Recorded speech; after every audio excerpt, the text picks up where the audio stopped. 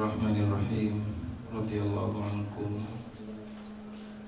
Qala al-mu'allif rahimahullahu ta'ala wa nafa'ana bihi wa bi'ulumihi wa asrarihi fid dharain amin. Ila an qala faslun wa 'alayka bi imarati awqatika bi wadha'ifil ibadat hatta la tamurra sa'atun min laylin aw nahar illa wa takunu laka fiha wadhifah min al-khair fastaghriqha biha fabidhalika tadhharu barakatul awqat wa tahsulu faidatul umr wa yadumu al-iqbalu 'ala Allah ta'ala.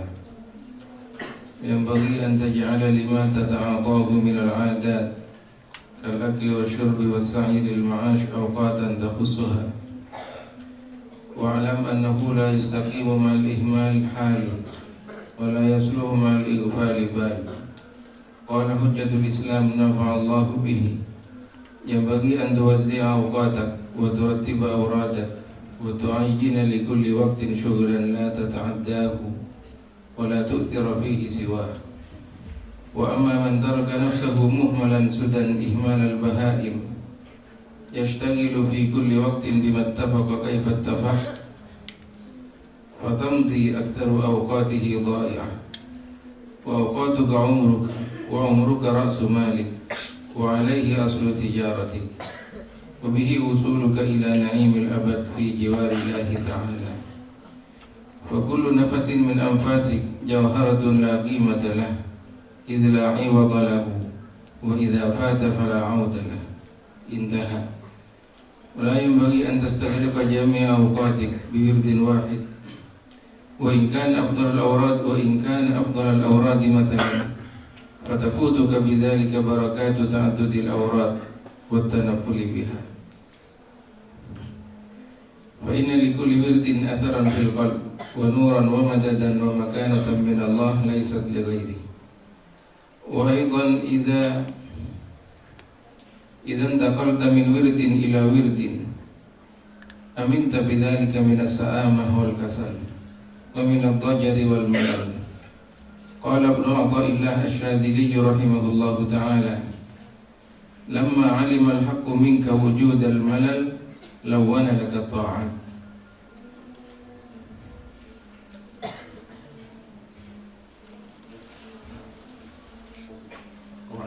Tarangkong.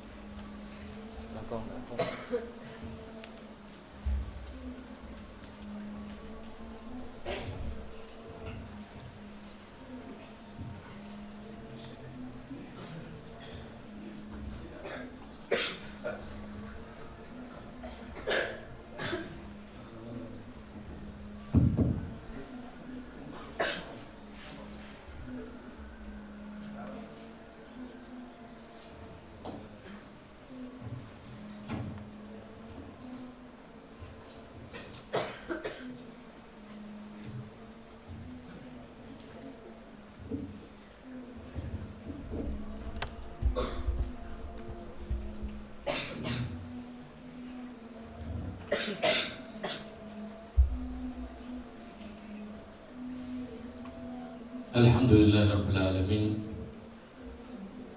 alladhi akrama ibadahu bini'matil Islam wa akrama ibadahu bi an ja'alahum min ummati sayyidil anam Muhammad sallallahu alayhi wa alihi wa sahbihi wa sallam. Wa kullu insan akramahu Allah subhanahu wa ta'ala bi ni'mah فالواجب عليه أن يشكر هذه النعمة فإن النعم بالشكر تدوم وتزيد وبالجحد تبيد ولا تزيد. الله يوفقنا وإياكم لشكر النعم ويحفظنا وإياكم من جميع النقم ويوفقنا وإياكم لاتباع الهادي سيد أهل الكرم. الحمد لله yang telah memberikan kepada kita nikmat Islam, juga nikmat berupa dijadikannya kita umat Sayyidina Muhammad sallallahu alaihi wasallam. Bersyukuri nikmat menjadi penyebab datangnya tambahan dari Allah Subhanahu wa taala. sebaliknya mengkufuri nikmat menjadi penyebab musnahnya bahkan hilangnya nikmat tersebut. Maka kita mohon kepada Allah semoga kita jadikan orang golongan yang mensyukuri nikmatnya hingga nikmat ini selalu ada untuk kita semuanya. فالعمر يفنى إذا لم يرتب أوقاته لأن عمر الإنسان أوقاته وعمرك هو رأس مالك فإن لم ترتب أوقاتك ضاعت هباء لأش. فالسلف الصالح تذكر عنهم أعمال كثيرة. بماذا هذه الأعمال كثيرة؟ هل هناك زيادة في اليوم والليلة عن 24 ساعة؟ لا، هي نفسها 24 ساعة، لكنهم رتبوا أوقاتهم فبارك الله لهم في أعمالهم، فتجد بعضهم عمره قصير لكن له أعمال كثير، ليس هو من قبيل الكرامة بل من قبيل البركة في الأوقات بترتيبها والمثابرة والمداومة عليها. لأن الإنسان إذا داوم على الشيء وكان يأتيه في زمن طويل، هذا جزء من القرآن كنت تقرأه في نصف ساعة، فإذا واظبت عليه فإذا أنت تأتي في 10 دقائق من غير كلفة ومن غير تعب. بماذا؟ بالمواظبة والمثابرة. ليس هذا من قبيل الكرامة، لا، من قبيل التوفيق وبركة الوقت. Umur yang kita punya akan musnah, akan hilang jika tidak diatur waktunya. Waktu dan umur yang Allah berikan kepada kita adalah modal kita untuk kita rubah menjadi pahala yang berlipat. Orang-orang yang soleh waktunya diberkati oleh Allah dengan cara teratur dan tertib. Ada jadwal yang sudah diatur sehingga waktunya barokah. Umurnya pendek tapi dikasih berkah karena teratur waktunya. Begitu orang-orang soleh dapat banyak mengisinya dengan ibadah. Waktunya sisa hari dan semalam 24 jam sama dengan kita, tidak ada tambahan. Jadi berkah karena ditertib, karena ada tertib, waktunya diatur dengan sebaik mungkin sehingga menjadi umur yang berkah dan dapat banyak melakukan amal soleh. 1 juz misalnya dalam membaca Al-Quran mungkin kita akan habiskan waktu 30 menit. Tapi jika sudah terbiasa, ada waktu khusus 1 juz baca Al-Quran dan terbiasa, maka akan muncul keberkahan waktu sehingga tidak lagi membutuhkan 30 menit. Barangkali 10 menit sudah selesai 1 juz. Itu semua bukan karamat, tapi karena keberkahan waktu yang Allah berikan berkat aturan yang luar biasa dari waktunya ditertibkan dengan luar biasanya. هنا تظهر بركة الأوقات بترتيبها بأن تعين لكل وقت شغل فيه. أما من ترك نفسه سدى كما بعض الناس يترك نفسه سدى، لا هو من أمر الدين ولا من أمر الدنيا، لا رتب في وقته في أمر دين ولا الدنيا تعينه على دينه وآخرته، سدى هكذا، لا بغى عمل الدين ولا بغى عمل الدنيا. كل يوم يصبح عند الجوال ويتابع انترنت أو مقابلة تي في أو من مقهاية إلى مقهاية، من ضمنه إلى ضمنه، وضاع عمره لش. هذا يسمى بالسبهلل. وأبغض العباد عند الله الإنسان السبهلل الذي لا هو من أمر دين فأحكمه ولا من أمر دنيا فأحكمها. والدنيا المعينة على الآخرة هذه غير مذمومة، إنما المذموم الدنيا التي تطغيك وتلهيك عن الآخرة. Barokahnya umur, waktu akan muncul ketika kita mentartibkan, menjadwalkan, mengatur waktu itu. Kapan untuk Qur'annya, kapan untuk ngajinya, kapan untuk zikirnya. Ketika diatur dengan baik, ada waktu yang sudah ditentukan dan istiqomah berjalan di jalannya, baru tazhar barokatul waqt. Muncul barokah dari waktu itu sendiri.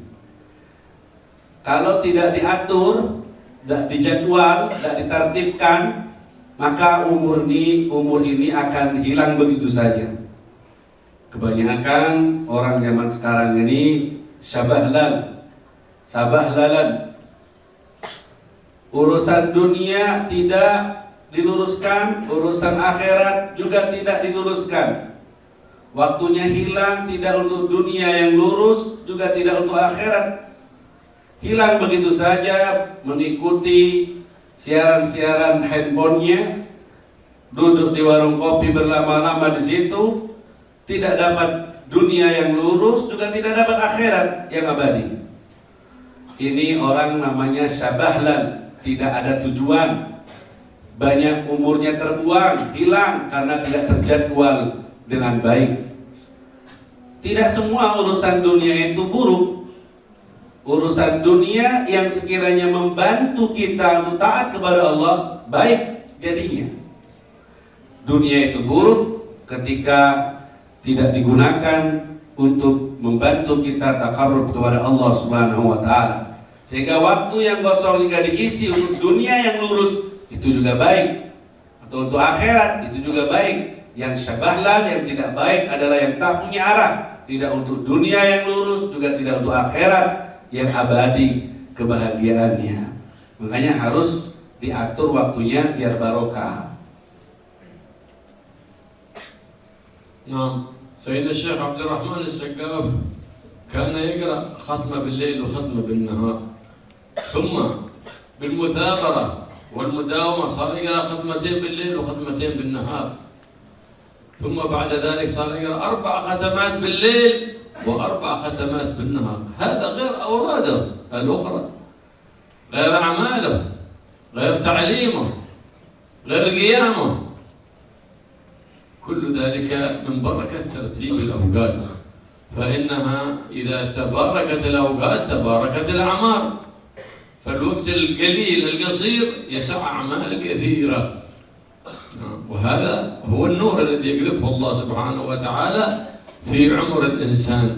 إذا قذف الله النور في عمر الإنسان تبارك العمر القصير، فأنجز فيه العبد أعمال كثيرة مقربة إلى الله سبحانه وتعالى. والدنيا والوقت والعمر إنما هو فرصة للإنسان أن يعلي مقامه عند الله سبحانه، لأن الدنيا حرث الآخرة، ما تريد أن تحصده في آخرتك تزرعه في دنياك، وذاك بتوفيق الله سبحانه وتعالى.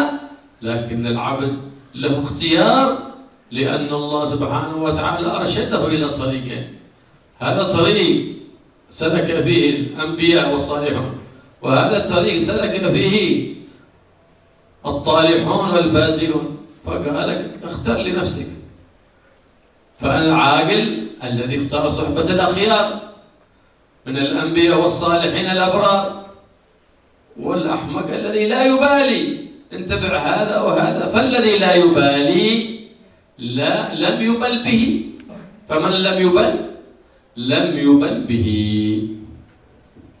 Di antara contoh orang soleh, orang wali yang dikasih barokah waktu karena terjadwal adalah Habib Abdurrahman As-Segaf. Awalnya di siang hari 1 kali ngatamin Quran, di malam hari 1 kali ngatamin Quran. Awalnya, jadi sehari semalam 2 kali. Kemudian tambah barokah lagi, nutut di siang hari 2 kali hatam, di malam hari 2 kali hatam. Sampai puncaknya berkah itu bertambah, sehari di siangnya 4 kali, di malamnya 4 kali. Ini semuanya terjadi dan bisa karena Allah kasih barokah waktu. Sebentar, pendek, tapi di dalamnya bisa beramal banyak, dapat taufik dari Allah untuk bisa mengisinya. Umurnya pendek, tapi amalnya amal yang banyak, yang luar biasa, lebih banyak amalnya daripada umurnya karena keberkahan dan taufik dari Allah Subhanahu wa Ta'ala. Makanya kita manusia diberi 2 jalan yang sudah dijelaskan. Jalannya orang soleh atau jalannya orang-orang yang dimurkai oleh Allah. Kita dikasih pilihan, silahkan pilih jalan yang mana. Ketika umur kita diisi dengan jalannya orang-orang yang soleh, kita tiru, maka keberkahan itu akan muncul. Sehingga umur yang pendek berisikan amal ibadah yang banyak, berkat taufik dan pertolongan dari Allah Subhanahu wa Ta'ala, dari keberkahan waktu yang diberikan. النبي صلى الله عليه وسلم يقول أحب الأعمال إلى الله أدومها وإن قل. مش الاستقامة على هذا العمل الصالح حتى وإن كان قليل، مع صدق وإخلاص يبارك الله في العمل القليل، لكن مع المداومة تحصل الثمرة. فلا يستقيم مع الإهمال حال. مع الإهمال ما يستقيم حال. كيف تكون الاستقامة وأنت مهمل؟ لا تبالي بوقتك ولا تبالي بنفسك. في أي واد سلكت، وفي أي مكان قعدت، وفي أي مائدة أكلت، لا تبالي بما أمر الله ولا بما أرشدك به حبيب الله محمد صلى الله عليه وآله وصحبه وسلم. ثم بعد ذلك تقول ضاع عمري لاش. فلا يستقيم مع الإهمال حال. والله يحول أحوالنا وأحوالكم إلى أحسن حال. Rasul sallallahu alaihi wasallam bersabda, ahabbul a'mal ilallah, yang paling dicintai oleh Allah dari amal ibadah, adwamuha, yang berkesinambungan, yang terus menerus, yang istiqomah, wa ingal, walaupun amalan itu sedikit. Tanpa istiqomah, tanpa terus menerus, tidak akan terwujud buahnya. Al-ihmal, ngentengno, menggampangkan, ngeremehkan, dah diisi, biar lewat begitu saja, maka akan menjadi rugi dan kehilangan banyak umurnya. Tidak terasa, kemudian hilang, sudah tua, sudah hilang, dan tidak melakukan amal soleh. Jadi tidak akan pernah dapat keberkahan waktu kalau dengan ihmal, meremehkan, menggampangkan, dibuang begitu saja. Jadi adwamuha, berkesinambungan, tidak datang-datangan, tapi istiqomah mengerjakannya walaupun sedikit, muncul nanti keberkahan dari waktu yang diberikan. ولا يصلح مع الإغفال بال، مع الغفلة عن الله وعن حبيب الله محمد حبيب الله ومصطفاه صلى الله عليه وآله وصحبه وسلم. ما يصلح بال. فدائما مع الغفلة أنت مكدر، مع الغفلة دائما لا تدخل قلبك السعادة. ليه؟ لأنك غافل عما أنت قادم إليه. وكل منا موقن بيوم يموت فيه، وبعد ذلك اليوم فإما عذاب الأبد وإما نعيم الأبد المستمر. كل منا يؤمن بذلك، مع ذلك في غفلة عن تهيئة الزاد ذلك اليوم، في غفلة عن إعداد الجواب عند السؤال لذلك اليوم إذا وقفت بين يدي رب الأرباب سبحانه وتعالى. الغنمة أتوا البقرة لو علمت أنها في هذه راية يوم العيد تذبح لما نبت لها شحما ولا لحم، ولكنها غافلة ما تدري أنها تذبح بعد كم أشهر. لكن ابن آدم قاسي القلب وهو يعلم بالممات ويوقن بما بعد الممات، لأن المؤمن إذا ما آمن بما بعد الموت من حساب من جنة ونار فهو كافر وإن صلى وصام. أما الموت حتى الكافر يؤمن به، لأنه كل يوم يدفن والده، يدفن أمه، يدفن أخاه، حتى الكافر. لكن الكافر لا يؤمن بما بعد الموت، والمؤمن يؤمن بالموت وبما بعد الموت. Dan ketahuilah semua berkah itu tidak akan didapat bi'irfalil bal, kalau kita punya hati lalai, lupa dengan apa yang pasti akan datang kepada kita dari kehidupan akhirat yang pintunya kematian. Kelalaian kita dengan hal yang pasti datangnya akan membuahkan malasnya kita dalam berbuat baik dan ibadah. Makanya tidak akan pernah dia dapat keberkahan waktunya kalau lalai irfan. Kemudian dicontohkan itu sapi atau kambing, kalau tahu bahwa hari raya Idul Adha akan dipotong, disembelih, kalau dia tahu itu kambing sapi akan dipotong hari raya, maka niscaya akan kepikiran dan mungkin tidak akan pernah lagi tumbuh dagingnya wala lemaknya, karena akan kepikiran, mungkin akan mati kurus kalau dia tahu. Tapi kambing dan sapi itu tidak tahu kalau mau dipotong, makanya seger-seger aja, makan enak aja. Karena tidak tahu dia, makanya dia santai saja dan besar saja badannya. Seandainya tahu, maka mungkin tidak akan lagi tumbuh satu daging dari badannya karena kepikiran dengan yang namanya mati. Terbalik dengan kambing dan sapi ini manusia. Manusia ini tahu semuanya, yang mukmin, yang kafir, bahwa akan mati.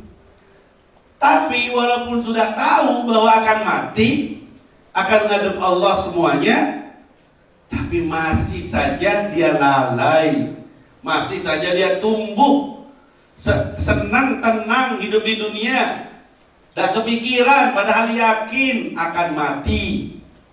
Keyakinan itu ada karena terbukti. Tiap hari mungkin ada orang mati yang dilihat, entah itu saudaranya, entah itu bapaknya, entah itu anaknya. Ini bukti bahwa sebenarnya semua orang yang yakin bahwa akan mati ngadep Allah. Tapi anehnya sudahlah tahu mau mati, saya tidak ibadah, saya males. Ini semua kenapa? Karena ilfal, ghaflah, karena lalainya dia kepada Allah Subhanahu wa taala. Orang kafir pun sebenarnya yakin dengan adanya kematian, karena mereka juga nguburi anaknya, nguburkan orang tuanya, tapi mereka tidak yakin setelah mati ada kehidupan, makanya lalai hidupnya. Kita orang mukmin yakin dengan adanya mati dan yakin dengan apa yang akan terjadi setelah mati. Kok masih juga lalai? Kok masih juga suka maksiat? Karena lalainya hati kita, tidak tertidurnya hati kita, sehingga hal yang yakin di depan mata seakan-akan terlupakan, tak siap-siap untuk hari sebuah pertemuan dengan Rabbil Arbab, Allah Subhanahu wa ta'ala. وينبغي لكل سالك في طريق الآخرة أن يكون له ورد زايد على الواجب والمندوب بحيث يواظب عليه، إما يوميا أو أسبوعيا، فهناك أوراد يوميا كأذكار الصباح والمساء، كتلاوة القرآن ولو قليلا، وهناك أوراد أو صلاة على النبي محمد صلى الله عليه وسلم، وهناك أوراد يرد إليها في الأسبوع، فهكذا يتعهد الأوراد. فإن الإمام الشيخ عبد الرحمن السقاف يقول: من ليس له ورد فليس له وارد. من أين بيجيه السر؟ إلا بالمواظبة على الأوراد، ليس يقرأ يوم وينسى 10 أيام، لا، بالمواظبة عليها يظهر أثرها. فلكل ورد أثر في القلب ونور خاص يؤثر في القلب، ونور الله سبحانه وتعالى أنواره كثيرة في كل ورد. في تلاوة القرآن يستقر نور في القلب، بأذكار بصلاة على النبي محمد صلى الله عليه وسلم هناك يستقر نور آخر. فهذه الأنوار كلها إذا اجتمعت في القلب حصل لذلك القلب الفتح من الله سبحانه وتعالى. Maka Habib memerintahkan kepada kita agar muwadhabah, istiqomah, punya wiridan yang dibaca di pagi hari, di sore hari, Al-Quran dalam setiap harinya, dan mudawamah, selalu berkesinambungan, istiqomah. Jangan baca sehari ditinggal 10 hari, tapi istiqomah biar nampak berkahnya. Harus punya dari kita ini wirid yang istiqomah dibaca dalam sehari semalam. Kata Habib Abdurrahman As-Segaf, siapa yang tidak punya wirid, maka dia tidak punya warid. Siapa yang tidak punya wiridan pikiran, dia tidak dapat waridat ilahiyah, tidak dapat pemberian Allah, tidak dapat cahaya, tidak dapat hidayah. Bagaimana dia mau dapat dong, dia tidak zikir, tidak punya wiridan khusus antara dia dengan Allah, tidak nyambung, lalai. Jadi siapa yang ingin dapat harus bersambung sama Allah lewat wiridannya, baru dapat waridat, dapat karunia-karunia, anugerah-anugerah Allah yang Allah berikan lewat wiridan kita tadi. Quran ada waridnya, ada cahaya khusus dari sir Quran, zikir, tasbih dan semacamnya. Ada beda lagi. Setiap aurat itu, setiap zikir yang berbeda-beda itu berbeda-beda juga yang Allah berikan ke hati kita, yang menerangi dan membersihkan hati kita semuanya. Allah subhanahu wa ta'ala huwa alladhi khalaqa al-insan wa 'alima anna min jibillatihi ay tabi'atihi annahu yamal. فالملل جبلة الإنسان، فلهذا نوع له أنواع الطاعات وجعل العبادات أنواع حتى لا يمل. فالصلاة جعلها موائد، جعل فيها القيام، فيها الركوع، اعتدال، سجود، جلوس، هذه كلها موائد من الرحمن، لأنك إذا دخلت الصلاة دخلت في حضرة الرحمن سبحانه وتعالى. كان سيدي أبا يزيد البسطامي إذا كان الليل قام الليل فيحرم بركعتين لله سبحانه وتعالى. الليلة ليلة القيام فيبي طول الليل قائم، الليلة ليلة الركوع فيبي طول الليل راكع، فالليلة ليلة السجود ويبي طول الليل ساجد. وهكذا مما يجدونه من حلاوة ولذة في العبادة. متى تأتي هذه الحلاوة واللذة؟ بإلغام النفس في البدايات، ثم بعد ذلك لا تجد كلفة إذا هو وصل إلى تلك المراتب العاليات. Allah yang menciptakan manusia, dan dari Allah juga tercipta di dalam diri manusia itu banyak sifat. Di antaranya sifat malal, sifat bosan. Manusia itu punya sifat bosan. Allah tahu dalam diri manusia ada sifat bosan. Akhirnya Allah macam-macamkan jenis ibadah, takarrub kepadanya, macam-macam zikir, macam-macam bacaan, supaya tidak bosan. Contoh dalam sholat sendiri, sholat tidak berdiri terus, ada rukunya, ada sujudnya, ada i'tidalnya, supaya beragam dan jauh dari kebosanan. Itu semua rahmat dari Allah Subhanahu wa ta'ala. Dan begitulah pewarnaan dari segala macam ibadah ini dari Allah, karena Allah tahu kita punya sifat bosan. Al-Imam Abu Yazid Al-Bustami radhiyallahu anhu dalam ibadah istiqomah, ibadah malamnya, bahkan terkadang berkata malam ini malam berdiri, sholat dilamain berdirinya. Besoknya lagi malam ini malam sujud, sholat dilamain sujudnya. Gantian, diragamkan, dimacam-macamkan. Sholat nyampe di ruku, malam ini malam ruku dilamain rukunya, sampai merasakan nikmatnya munajat dan berdoa dengan Allah Subhanahu wa taala. Bagaimana kita supaya mendapatkan yang seperti ini? Nikmat-nikmatnya munajat seperti yang dirasakan oleh para wali. Al-Gahr, kita harus maksa dulu fil bidayah. Di awal mula kita harus paksa dulu bangun, paksa dulu sholat. Dan dengan istiqomah nanti akan terbentuklah buah dari ibadah itu, dan akan merasakan tanpa paksa pun sudah terbiasa ibadah dan menikmatinya. النبي محمد صلى الله عليه وآله وسلم يقول خذوا من الأعمال ما تطيقون التي تطيق المداومة عليه فإن الله لا يمل حتى تملوا. أي معنى لا يمل الله؟ أي أن الله سبحانه وتعالى يسكب على عبده بألطافه ورحمته وعونه ما دام مقبلا عليه. هذا الله لا يمل، أي لا ينفذ عطاؤه. ما دمت مقبلا على الله فالله مقبل عليك. إذا أقبلت على الله سبحانه وتعالى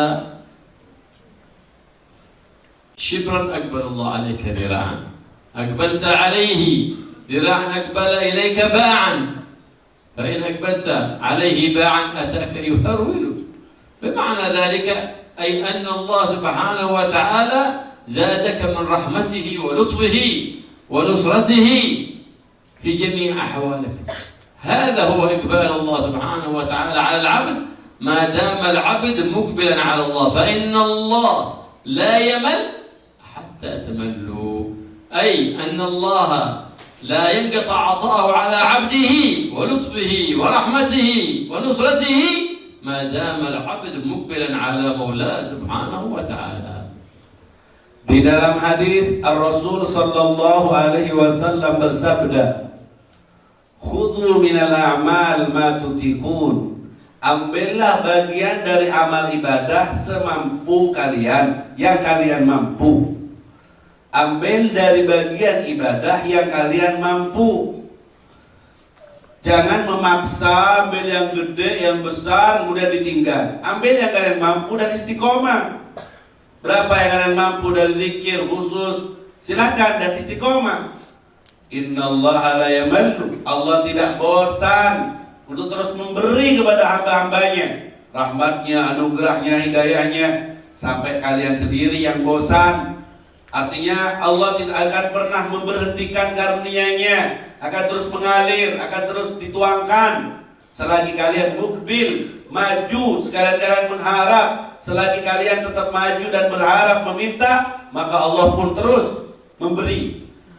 Kalian datang jalan kaki, maka Allah nyambut kalian harwala, lari-lari. Artinya Allah lebih lagi perhatiannya.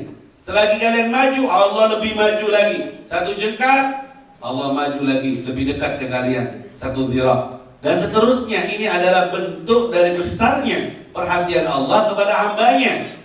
Tidak akan pernah putus pemberiannya selagi kita sebagai hamba selalu maju, selalu berharap, selalu meminta dan menghadap kepada Allah Subhanahu wa taala. المريد سالك طريق الآخرة قد الشيطان يحاول إنقاص همته. إذا ما قدر رجوعه عن ذلك الطريق وصده عن اللحوق بخير فريق لا بد يوسوس له في سلوكه في الطريق. كيف؟ بأن في بدايته يفعل أوراد فوق طاقته، يكثر من الأوراد، فيقوم الليل كله فيقرأ في ليلة 10 أجزاء أو أكثر من ذلك. ومن بصود الشيطان أنك تقرأ القرآن، لا، هو يساعدك على قراءة القرآن، يساعدك على ذلك العمل. مقصوده أنك تأتي على الشيء دفعة لبعد ذلك تتركه دفعة. فليلة يقرأ 10 أجزاء وليلة ما يقرأ حتى نصف جزء. هذا مقصود الشيء. إما أن لا يدعك تواظب على العمل، أو تأتي بالعمل في صورة على عجلة. ليه؟ لأن عندك كثير ما تقرأه، فينفي عن قلبك الحضور والخشوع، وهذا مقصود إبليس. وإنما أثر الأوراد مع الحضور والخشوع، مع أثر الأوراد بالمواظبة عليها. وهذا قد تكون من دسائس إبليس الخسيس، بيخليك تقوم ليلة كاملة، لكن أسبوع كامل ما عاد تقوم. لكن السلف الصالح يأتون على الشيء تدرجا. كيف التدرج؟ بأن يقوم قبل الفجر مثلا بنصف ساعة، ويستمر على ذلك زمن، ثم يزداد 5 دقائق، بعد زمن يزيد 5 دقائق، ينظر لنفسه هل يواظب على هذا أو لا. إذا ما واظب عليها يبقى على 5 دقائق، لا يزيد عليها. فإذا مضى زمن شاف نفسه استمر على هذا، يزيد بعد ذلك قليل، وهكذا يتمكن بعد ذلك من إيقاع العبادة من غير كلفة ومن غير تعب في وقتها. فالذي يأتي بالتدرج يستطيع العبد أن يقوم ويدوم عليه. فلهذا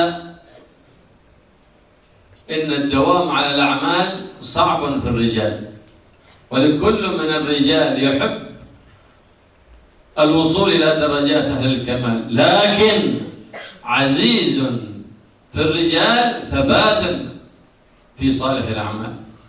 فمن أراد المقام العال فليقتدي بأهل الكمال، فإنهم ما وصلوا في ليلة وعشية أو ضحاها إلى قلة النوم وقلة الطعام، لا، بل وصلوا لذلك بالتدرج.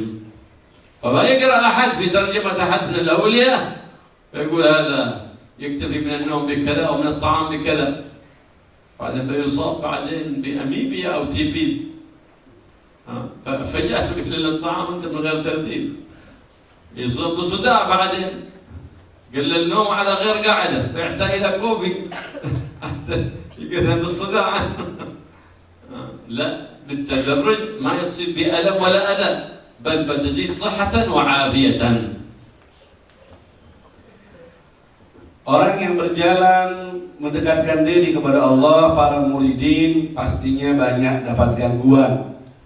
Setan yang akan tak pernah putus asa untuk mengganggu dan memotong jalan kita untuk menuju Allah Subhanahu wa ta'ala. Di antara contoh yang dicontohkan, seorang murid semangatnya tinggi, malam ini mau baca 10 juz langsung dari Al-Quran. Ternyata itu dorongan bukan dari hati nurani, justru juga dari setan. Jadi setan bukan hanya melarang atau menjauhkan kita dari Quran. Kadang setan ngumpan kita dengan Quran, baca ini 10 juz malam ini. Tapi buahnya setelah 10 juz dibaca satu malam, hari kedua dan selanjutnya dia ninggalin Quran sama sekali. Sengaja kadang rombah kemauan untuk baca Quran sebanyak-banyaknya dituangkan sama setan, didorong guna setelahnya agar meninggalkan Quran itu. Akhirnya setan berhasil menggoda dan kita jauh dari Al-Quran. Dan ini tidak baik. Cara orang-orang yang soleh dalam berjalan kepada Allah bitadarruj, bertahap. Bertahap, misalnya bangun sebelum subuh setengah jam, istiqomah setengah jam sebelum subuh bangun, tidak nambah dia. Sampai beberapa zaman mudah tertentu, 6 bulan misalnya sudah kuat istiqomah, tidak pernah gagal, tambah lagi, 45 menit sebelum azan, tambah lagi istiqomah sampai 6 bulan kuat, baru nambah. Kalau sekiranya nambah membuahkan besoknya tidak bangun, stop, tidak boleh nambah. Cukup yang ada dulu, yang sedikit aja, yang penting istiqomah. Itu justru yang membawa kita kepada Allah Subhanahu wa ta'ala. Jangan terbawa dengan nafsu, ingin semuanya mau dikerjain, semua mau dibaca, semua mau dilakuin dari segala macam ibadahnya. Ternyata setelah itu dibuang semuanya, bosan. Nah ini berhasil setannya menggoda kita. Jadi dianjurkan bitadarruj, dimulai dengan bertahap, selangkah demi selangkah, kuat, terlatih, terbukti, teruskan. Bisa mau nambah kalau sudah kuat istiqomah, beberapa masa dan begitu seterusnya, baru kita ini bisa mendapatkan keberkahan dari waktu dan amal yang kita lakukan. Jangan sampai terbawa dengan tercampur dengan kemauan nafsu yang hanya ingin diamalkan semuanya, tapi nyatanya ditinggal setelahnya. Jadi adwa muhawain qollah, hadis yang pertama tadi harus digarisbawahi. وهذه هي طريقة السلف الصالح ساداتنا آل بعلوي سادات القوم. ما هي طريقتهم بعد أن يتمكنوا في علم الظاهر والباطن، فقه الباطن وفقه الظاهر، بعد ذلك يقرنون العلم بالعمل ويستمرون على ذلك العمل،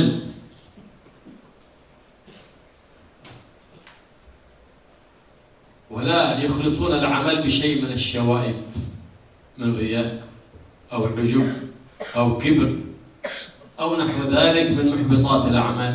يتنبهون لذلك لأنهم دائما يسيئون الظن بأنفسهم، ولا يحسن الظن بنفسه إلا أحمق جاهل.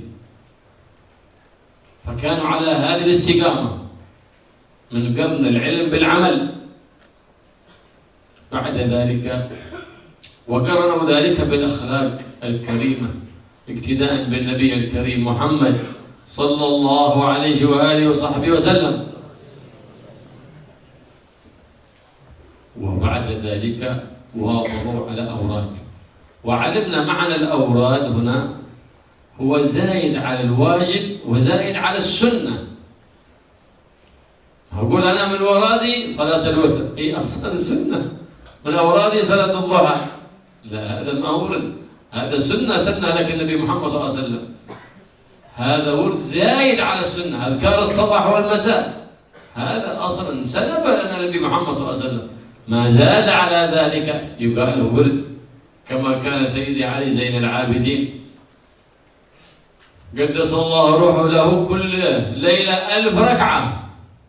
سيدنا الشيخ عبد القادر الجيلاني كل ليلة 1000 ركعة. سيدنا الأستاذ الأعظم الفقيه المقدم كل ليلة 1000 ركعة. ليس منها قبلية ولا بعدية، ليس منها وتر ولا ضحى، لا، نفل لله تعالى. والآن بعض الناس ما أحكم الفرض ولكنه يحرص على النفل، لا يقبل لك نفل ولا فرض. ما صلى القبلية والبعدية ولا واظب على الوتر ولا الضحى، ثم بعد ذلك يقول أنا بصلي كل ليلة 100 ركعة لله تعالى. ماشي فائدة بال100 ركعة حقك. نقول لك أول واظب على وتر وضحى وقبلية وبعدية من السنن والرواتب التي سنها النبي محمد صلى الله عليه وسلم. إذا وظبت على ذلك حدث نفسك بالزيادة على ذلك. فالذي يتعدى في أعماله ماذا يحصل؟ يحصل عدم قبول وارتفاع الأعمال للباري سبحانه وتعالى. Tariqah jalan dari para sadatina al-Ba'alawi adalah ilmu dan amal, dibarengkan antara ilmu dan pengamalannya, juga menetapkan pada diri mereka akhlak yang mulia. Ilmu dan amal dihiasi dengan akhlak yang mulia. Itu tariqatuhum, tariqah mereka. Juga mereka punya aurat, punya wiritan. Tentunya yang dimaksud wirid di sini setelah yang wajib dan yang sunnah. Kalau hal yang wajib ya memang kewajiban, hal yang sunnah ya memang sunnah. Tapi lebih dari itu dia punya wirid khusus, bukan hal yang diwajibkan atau disunnahkan, tapi tambahan dari dia sendiri berupa ibadah. Seperti Al-Imam Ali Zainal Abidin, wiridnya 1000 rakaat sehari semalam. Syekh Abdul Qadir Jailani 1000 rakaat sehari semalam. Al-Faqih Al-Muqaddam Muhammad bin Ali Ba'alawi 1000 rakaat. Itu di luar duha, witir, salat fardu jangan dihitung. Wiridnya mereka itu di luar dari yang sudah ditentuin dari war fardu dan sunnah. Di luar itu sih nambahin sholat 1000 rakaat itu wirid namanya. di luar itu, di luar yang sudah diwajibkan dan di luar dari yang disunahkan. Begitulah kehidupan mereka makmur dengan ibadah dan wirid di luar yang wajib, yang sunnah. Nah, kalau ada orang fardunya tidak dikerjain, bilang saya mau sholat 100 rakaat wiridan saya, padahal dia tidak sholat duhur, besar atau 5 waktunya misalnya, maka ini tertipu orangnya karena yang wajib belum disempurnakan dulu. Harusnya yang wajib, yang sunnah baru kau tambah wiridan lebih dari itu, istiqomah di jalan itu, maka itu yang benar. Bukan malah ninggalkan yang wajib atau yang sunnah muakkadah yang sudah ditentuin, kemudian sibuk dengan wiridannya yang baru di luar dari apa yang disunahkan atau yang diwajibkan. Maka ini orang maghrur, tertipu, na'udzubillahi min dzalik. Wal wird huwa imma salat lillahi subhanahu wa ta'ala nafil mutlaq,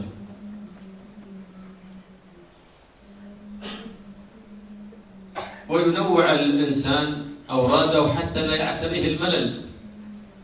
فلهذا ندب لنا النبي محمد التبكير في يوم الجمعة، ولا تحرم الصلاة عند الاستواء في يوم الجمعة. لماذا؟ لأن الإنسان إذا مل من القراءة تحول للصلاة، إذا مل من الصلاة تحول إلى ذكر أو تلاوة أو صلاة على النبي محمد صلى الله عليه وسلم. فهو في هذا الوقت ينوع ذلك حتى ما تعتريه الملالة بل ولا الكسل، بل يكون في همة يخلص من هذا. وهكذا يفرح الإنسان من نفسه إذا أدى هذه الأوراد والأذكار على أكمل الأحوال. من الأوراد أما أن يكون من تلاوة القرآن أو من ذكر الرحمن أو صلاة على حبيب الرحمن محمد صلى الله عليه وسلم أو تعليم علم أو تعلم علم. هذا من الأوراد.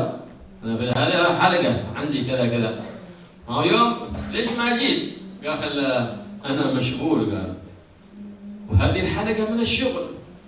قال ما هي من الشغل الحلقة هذه؟ الدرس ما هو شغل هذا؟ قال أنا مشغول ما قدرت أجي. وهذه الحلقة من الشغل، المفروض تجعل لها وقت. المطالعة لها وقت، شغل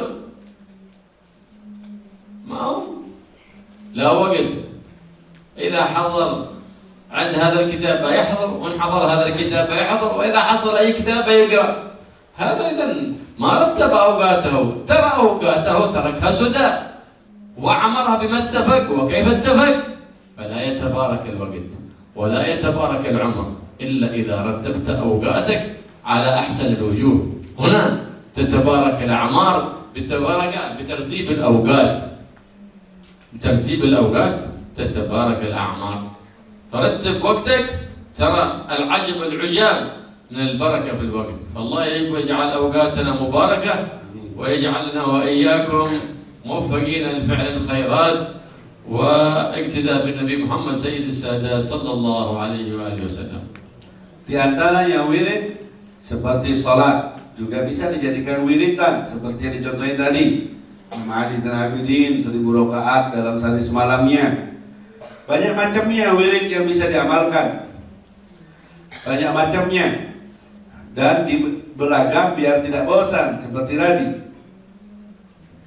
Tabkirul Jum'ah, datang pagi-pagi sekali untuk sholat Jumat, disunahkan supaya bisa mengisinya dengan beragam wirid, dengan beragam bacaan, dari Quran ke sholawat, dari sholawat ke zikir lagi, sampai tidak makruh hukumnya sholat pas di waktu istiwa di hari Jumat, dikecualikan di hari-hari pada hari-hari yang lain. Jumat tidak makruh, tidak apa-apa, karena syariat ingin memberi izin untuk beribadah dan mewarna-warnikan ibadah di saat itu, memperbanyak ibadah di hari Jumat, sehingga tidak dimakruhkan walaupun pas waktu istiwa. Kemudian Habib kembali mengingatkan tadharul barakah fil waqt bitartib.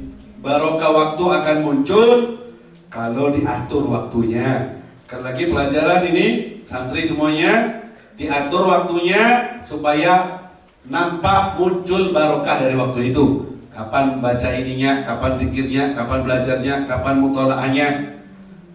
Sebagian ada santri tidak hadir majelis taklim, halagoh, ditanya, jawabnya ana masgul, aku sibuk. Kok sibuk? Wong ini bagian kesibukan, juga majelis taklim, hadir halagoh ilmu itu bagian dari kesibukan juga. Kenapa kok ada kesibukan lain? Bukannya sudah terjadwal waktunya ngaji sekarang? Kok baru ngomong sibuk, kok diambil waktunya ngaji? Seharusnya sudah terjadwal ngaji ya ngaji. Jangan sampai mengatakan sibuk, karena mengaji juga bagian dari kesibukan kita. Jadi sekali lagi, dari majelis ini kita dapat jadwalkan waktu kita agar kita dapat, akan kalian lihat ajabul ujab, keajaiban yang luar biasa. Setelah mengatur waktu, keajaiban yang luar biasa akan kalian lihat dari kebarokahan waktu itu sendiri. بعض الطلبة المرعبلين في المعهد ما شاء الله يقرأ الورد والراتب وله قراءة القرآن، فأيام العطلة إذا رجع إلى بيت أهله لا ورد ولا قراءة قرآن، بل حتى صلاة في جماعة ويصليها، والفجر جمع تأخير مع صلاة الظهر. أي طالب هذا من الطلبة المرعبلين. ليس المعنى أن يوم الجمعة تعطل فيه الدروس، أنهم يعطلونها، ما في حاجة. في المعاهد، معاهد محمد، مدارس محمد، جامعة محمد، ما في حاجة اسمها عطلة، ما في حاجة اسمها عطلة.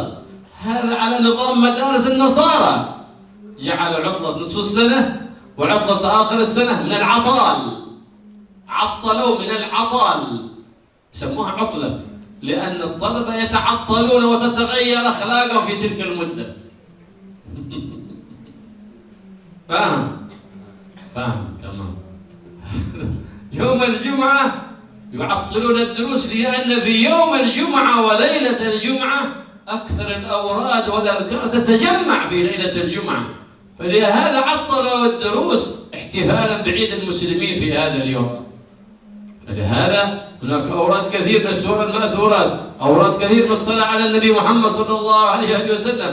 ليس معنى اليوم الجمعة عطلة ما في دروس يقول نام من الصبح إلى الظهر أو إلى المغرب، لا، ما أنزل الله بذلك من سلطان، لكنهم ألفوهم على أنظمة مدارس النصارى وظنوا نفسهم أنهم على الصراط المستقيم.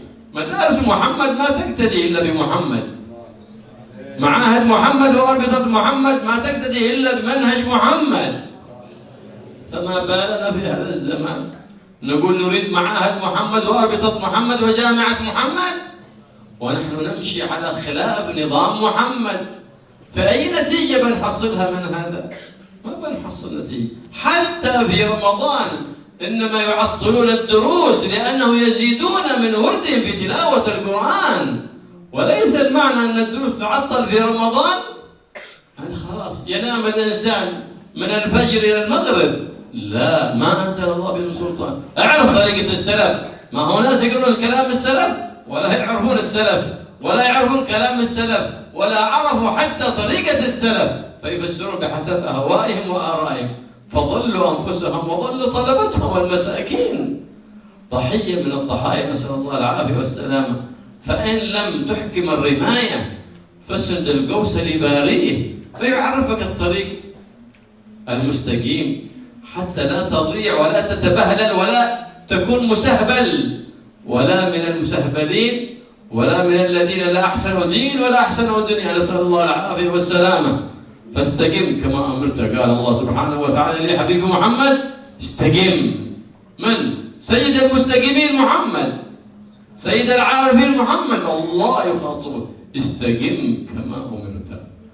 وأنت أيها العبد استقم كما أمرك وعلمك سيد المتقين محمد، استقم كما أمرك محمد، كما علمك محمد، استقم على منهج محمد، استقم على منهج خلفاء محمد الذين علمهم مستند متصل بالنبي محمد صلى الله عليه وآله وصحبه وسلم. فالله يجعلنا وإياكم من المتصلين بالنبي محمد والمهتدين بالنبي محمد في الأقوال والأفعال والحركات والسكنات، ويبارك لنا ولكم في الأوقات والأقوات ويصرفها كلها يجعلها مصروفة في طاعة الله وطاعة حبيب محمد صلى الله عليه وآله وصحبه وسلم. Sebagian santri yang nakal di pondok suka baca zikir dan banyak wirid, tapi setelah pulang semua wiridnya ditinggal atau bahkan sholatnya pun kadang ketinggalan. Ini adalah sebuah kesalahan.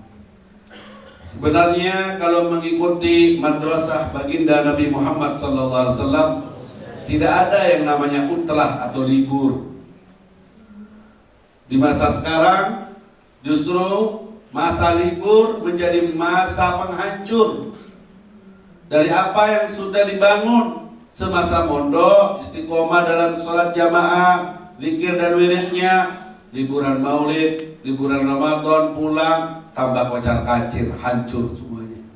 Sehingga menjadi ini adalah adatnya orang Nasoro, orang Barat sana, bukan adatnya Nabi Muhammad SAW. Di pondok Jumat diliburkan, tujuannya bukan kita libur pas istirahat daripada pelajaran. Diliburkan karena di Jumat banyak macam wirid dan zikir yang disunahkan supaya kita menghidupkannya dengan banyak ibadah, karena hari Jumat adalah hari raya yang umat Islam. Diliburkan supaya banyak baca sholawatnya, banyak ibadahnya di hari Jumat. Begitu juga di Ramadan diliburkan, bukan libur dari pelajaran kemudian ditinggal, karena biar fokus lebih banyak lagi ibadahnya. Tidak ada kata libur sebenarnya. Nah, masalahnya di zaman sekarang ketika libur malah rusak semuanya. Susah lagi yang mau balik ke pondok, sumpah lagi, kumat lagi. Ya, tidak istiqomah, sudah hilang lagi. Nah, ini yang perlu diperhatikan, bahwa tidak ada libur. Jumat diliburkan supaya fokus ibadah. Seperti sekarang malam Jumat memperbanyak sholawat, wirid-wirid yang lain, surat kahfi dan semacamnya. Ini dihidupkan supaya fokus ke ibadahnya, khusus Jumatnya, nanti ngaji lagi. Seperti itu. Jangan salah memanfaatkan kata libur sehingga hancur dari apa yang sudah dibangun selama mondok 6 bulan, rusak lagi di maulid, masuk lagi, sumpah lagi, kocar kacir lagi, istiqomah lagi. Tidak. Apa yang kita bangun selama berbulan-bulan di pondok ini, ayo kita amalkan saat libur untuk dimanfaatkan, diisi hari-hari yang terbaik, Jumat, Ramadan dengan ibadah yang lebih, supaya kita dapat keberkahan itu semuanya. Akhirnya Habib menutup majelisnya dengan doa. Kita semua tadi didoakan, semoga kita menjadi orang yang soleh, ilmu kita dapat ilmu yang bermanfaat. Amin ya rabbal alamin. والله يعلمنا ما جهلنا وفينا على ما علمنا وما عملنا يا رب العالمين. يرزقنا الخاص فيما علمنا وفيما عملنا. Amin. ويشرح صدورنا بالعلوم النافعات ويرزقنا الدوام على الاعمال الصالحات. ويشرح صدورنا يا رب العالمين بالعلوم النافعات ويرزقنا كمال اتباع النبي محمد سيد السادات. ويبارك لنا في الاوقات والاقوات ويصلح الاولاد ويصلح البنات ويشرح صدورهم بالعلوم النافعات يا رب العالمين. ويوفقنا وإياكم لعمارة الأوقات ويجعل أوقاتنا وأقواتنا كلها في طاعة الله وطاعة النبي محمد سيد السادات. يصلحنا ويصلحه ويجعلنا من الصالحين ويقربنا من الصالحين ويخلقنا بأخلاق الصالحين ويخلينا عن كل خلق ذميم وحين بكل خلق حميد كريم بجاه النبي محمد الرؤوف الرحيم إنه على ما يشاء قدير جدير. وصلى الله على سيدنا محمد النبي الأمي وآله وصحبه وسلم. والحمد لله رب العالمين بسر الفاتحة وإلى حضرة النبي محمد صلى الله عليه وسلم. بسم الله الرحمن الرحيم.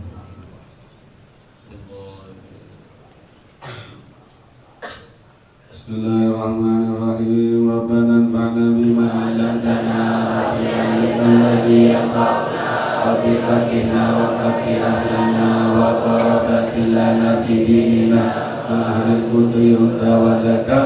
رب وفقنا ووفقهم لما ترضى قولا وفعلا وارزق كل حلالا دائما وأخلا أتقياء علماء نقضى بالخير فكل شر. ربنا أصلح لنا كل شؤون وأجر برضاك رب عنا ربنا كل ديون قبل أن يأتينا رسل منور اغفر واستر أنت أكرم من ستر وصلاة الله كرش المستوى إلى لك عنا والوفاء إلى بالمين الناس يرى وعلى الآل الكرام الشرفاء وعلى الصعب المصابي الغرى اللهم اهدنا بهداك واجعلنا ممن يسارع في رضاك ولا تولنا وليا سواك ولا تجعلنا ممن غالب أمرك وعصاك وصلى الله على سيدنا محمد وعلى آله وصحبه وسلم والحمد لله رب العالمين. يا ربنا اعترفنا بأننا اعترفنا وأننا أسرفنا على لظى أسرفنا فتب علينا توبة تغسل كل أوبة واستر لنا العورات وآمن الروعات واغفر لوالدينا ربي ومولودينا والآل والإخوان وسائر الخلان وكل ذي محبة أو جيرة أو صحبة والمسلمين أجمعين آمين ربي أسمع فضلا وجودا منا لا باكتساب منا بالمصطفى الرسول أعلى بكل سهول بالمصطفى الرسول أعلى بكل سهول بالمصطفى الرسول أعلى بكل سهول صلى وسلم ربي عليه وعلى النبي وآله وصحبه على العرش السهول والحمد لله بالبدر والثناء سبحانك اللهم وبحمدك أشهد أن لا إله إلا أنت أستغفرك